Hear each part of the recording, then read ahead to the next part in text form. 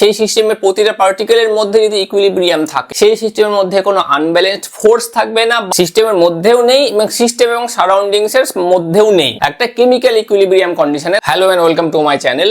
এই ভিডিওতে আমি thermodynamic equilibrium of a system এই টপিক নিয়ে বিশদে আলোচনা করব। তো অলরেডি আমরা থার্মোডাইনামিক সিস্টেম সম্পর্কে জানি, তো এবার থার্মোডাইনামিক ইকুইলিব্রিয়াম কাকে বলা হয় সেটা জানা যাক। তো দেখো, ইকুইলিব্রিয়াম মানে হলো সাম্য অবস্থা, মানে কোনো সিস্টেমের মধ্যে যদি সাম্যাবস্থা থাকে, মানে সেই সিস্টেমের প্রতিটা পার্টিকেলের মধ্যে যদি ইকুইলিব্রিয়াম থাকে, সাম্যাবস্থা থাকে, প্রতিটা পার্টে চেঞ্জ হওয়ার, সময়ের সাথে পরিবর্তনের কোনো রকম টেন্ডেন্সি থাকবে না, তাহলে তাকে আমরা বলবো থার্মোডাইনামিক ইকুইলিব্রিয়াম। সেই সিস্টেমটা থার্মোডাইনামিক ইকুইলিব্রিয়ামের মধ্যে আছে। তাহলে দেখো, a system is said to be in thermodynamic equilibrium when there is no tendency for any change in its macroscopic properties with time। তাহলে থার্মোডাইনামিক ইকুইলিব্রিয়াম কখন হবে? যখন সেই সিস্টেমের মধ্যে যেই ম্যাক্রোস্কোপিক প্রপার্টিজ গুলো আছে তার টাইমের সাথে পরিবর্তনের কোন রকম টেন্ডেন্সি দেখা যাবে না, তাকে আমরা বলবো, তখন বলবো থার্মোডাইনামিক ইকুইলিব্রিয়ামে সেই সিস্টেমটা আছে। তাহলে all parts of the system must be in equilibrium simultaneously। তাহলে একসাথে সেই সিস্টেমের সমস্ত পার্ট যেন সাম্যাবস্থায় থাকে, এটা দেখতে হবে। তাহলে thermodynamic equilibrium consist of the following three conditions. তাহলে এই থার্মোডাইনামিক ইকুইলিব্রিয়াম তিনটে কন্ডিশনের উপর ডিপেন্ড করছে যে সেই সিস্টেমটা ইকুইলিব্রিয়াম কন্ডিশনে আছে কি নেই। তো তিনটে কি? ফার্স্ট হলো দেখো মেকানিক্যাল ইকুইলিব্রিয়াম, মানে সিস্টেমটা মেকানিক্যালি সাম্যাবস্থায় থাকবে। দ্বিতীয় হলো থার্মাল ইকুইলিব্রিয়াম, থার্মালি সাম্যাবস্থা থাকবে। তৃতীয় হলো কেমিক্যাল ইকুইলিব্রিয়াম, কেমিক্যালি সেই সিস্টেমটাকে ইকুইলিব্রিয়ামে থাকতে হবে। তো এই তিনটে ইকুইলিব্রিয়ামে যদি থাকে কোনো একটা সিস্টেম, তাহলে সেই সিস্টেমটা থার্মোডাইনামিক ইকুইলিব্রিয়ামে আছে বলে আমরা ধরতে পারবো।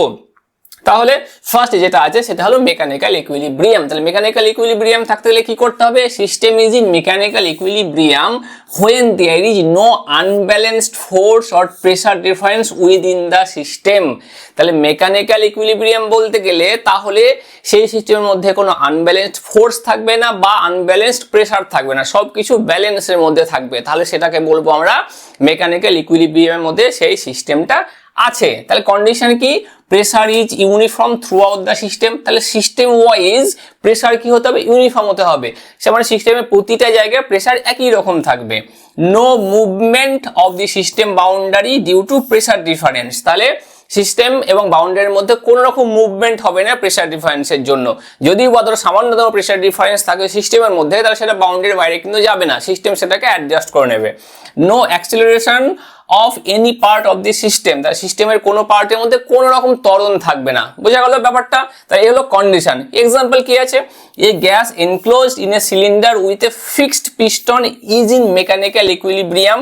তাহলে একটা সিলিন্ডারের মধ্যে একটা গ্যাস আছে, সেই গ্যাসের মধ্যে যে পিস্টন আছে, পিস্টনটা ফিক্সড কন্ডিশনে আছে, মেকানিক্যাল ইকুইলিব্রিয়ামে আছে when the gas pressure is equal to the external pressure acting on the piston। তাহলে সেই পিস্টনে যে ইন্টারনাল প্রেসার আছে বাইরের এক্সটার্নাল প্রেসারের সাথে, মানে এক্সটার্নাল প্রেসারের সাথে সমান আছে, ফলে পিস্টনে কোনো রকম মুভমেন্ট হচ্ছে না। এটা হলো মেকানিক্যাল ইকুইলিব্রিয়ামের এক্সাম্পল। নেক্সট যেটা আছে সেটা হলো থার্মাল ইকুইলিব্রিয়াম। তাহলে থার্মাল ইকুইলিব্রিয়াম থাকবে, দেখো a system is in thermal equilibrium when there is no temperature difference within the system or between the system and surroundings। তাহলে সিস্টেমের মধ্যে থার্মালে প্রতিটা পার্টে থার্মালের ইকুইলিব্রিয়াম টেম্পারেচারের মধ্যে কোনো রকম ডিফারেন্স নেই, সিস্টেমের মধ্যেও নেই এবং সিস্টেম এবং সারাউন্ডিংস এর মধ্যেও নেই। বুঝেছো? মানে কোন রকম তাপের আদান প্রদান কিন্তু এক্ষেত্রে হচ্ছে না।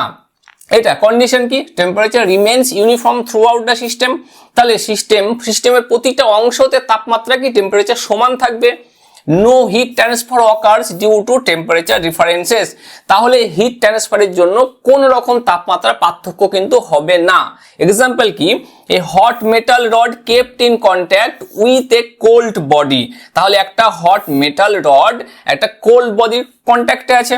Eventually reaches a common temperature. তাহলে কোল্ড বডির সাথে যদি একটা হট বডি, একটা এই যে কোল্ড বডির সাথে যদি হট বডি কন্ট্যাক্টে থাকে, তাহলে হিট ফ্লো হবে এদিকে, হিট ফ্লো কোল্ডের দিকে হবে হট থেকে, তাহলে এটা একটা কি হবে কমন, মানে এই থার্মাল ইকুইলিব্রিয়ামে পৌঁছাবে।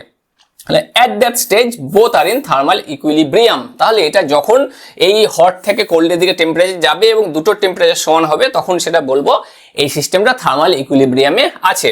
নেক্সট এবং লাস্ট যেটা হলো সেটা হলো কেমিক্যাল ইকুইলিব্রিয়াম। তাহলে কেমিক্যাল ইকুইলিব্রিয়াম কি? A system is in chemical equilibrium when there is no tendency for chemical composition to change with time। তাহলে একটা সিস্টেমের মধ্যে যে অংশগুলো আছে, পার্টগুলো আছে, ম্যাক্রোস্কোপিক প্রপার্টিস আছে, তাদের মধ্যে কোনো রকম কেমিক্যাল রিয়াকশন হবে না একটা কেমিক্যাল ইকুইলিব্রিয়াম কন্ডিশনে, তাহলে তবেই তারা থাকবে। কন্ডিশন কি? No net chemical reaction occurs, কোনো রকম কেমিক্যাল রিয়াকশন হবে না, কোনো রকম সামান্যতমও হবে না। তারপরে কি? Concentration of all chemical species remains constant. তাহলে যেই কম্পোনেন্টগুলো আছে, কেমিক্যাল কম্পোনেন্টগুলো আছে, তারা সব সময় তাদের পরিমাণ কনস্ট্যান্ট থাকবে, কোনো রকম বিক্রিয়া করবে না, ফলে কনস্ট্যান্ট থাকবে। এক্সাম্পল কি আছে দেখো, in a closed container the reaction, একটা ক্লোজড কন্টেনারে রিয়াকশন আছে, কন্টেনারটা ক্লোজ, তার মধ্যে কি আছে?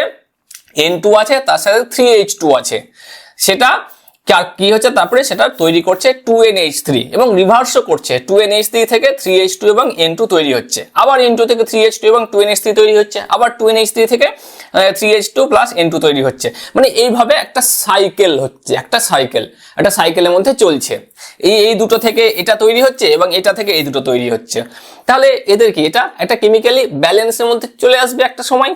তাহলে এটা reaches a state where the rates of forward and reverse reactions are equal. তাহলে একটা সময় পরে এরা কি হবে?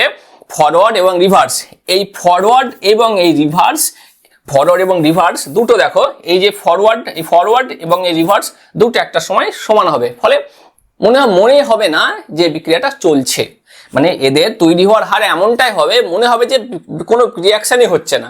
তাহলে তখন কি বলবো? তখন বলবো দিস ইজ কেমিক্যাল ইকুইলিব্রিয়াম, তখন তারা কেমিক্যালি ইকুইলিব্রিয়ামে থাকবে। তাহলে এখানে আমি thermodynamic equilibrium of a system এই নিয়ে বিশদ আলোচনা করলাম। তো আশা করছি এই টপিক সম্পর্কে তোমাদের কনসেপ্ট ক্লিয়ার হয়েছে। তো এই ভিডিওটি দেখার জন্য ধন্যবাদ। এই চ্যানেলের আরো আপডেটেড ভিডিওর জন্য এই চ্যানেলটিকে সাবস্ক্রাইব করো।